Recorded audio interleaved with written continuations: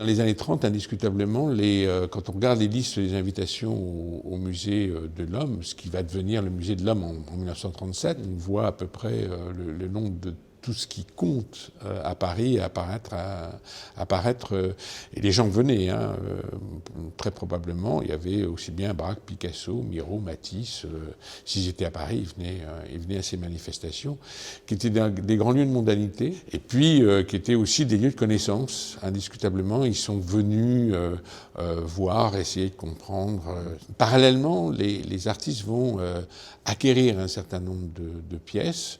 Quelqu'un comme Picasso, par exemple, c'est quelqu'un qui fait une collection de sculptures.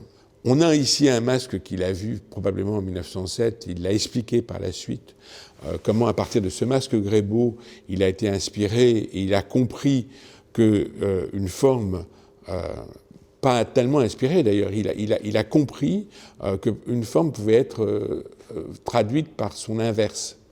Je m'explique, un œil c'est en creux. Un masque Grébeau, ça a un tube à la place de son œil. Donc d'un côté, il y a un négatif, et puis de l'autre côté, sur le masque Grébeau, il y a quelque chose qui est un positif. Et ça, c'est très extraordinaire, puisque c'est tout le système des signes qui retranscrivent la peinture, qui tout d'un coup se retrouve inversé. Okay. Et c'est ça qui intéresse Picasso. C'est pas la forme du masque en entier qui l'intéresse, c'est ce système qui l'intéresse. Alors, on a essayé d'acquérir effectivement un certain nombre d'objets ces dernières années, enfin depuis que le musée du Quai Branly s'est créé.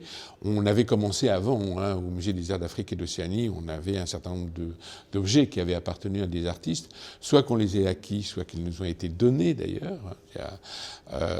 On a continué cette politique-là parce que c'est une politique qui permet de basculer entre les deux mondes. C'est-à-dire qu'on peut prendre soit l'objet du côté de ce qu'il est, témoin d'une société africaine, de la société d'origine, soit un objet effectivement témoin d'une histoire qui est notre histoire à nous. Et ce sont des objets qui sont assez intéressants parce qu'ils font des ponts en fait.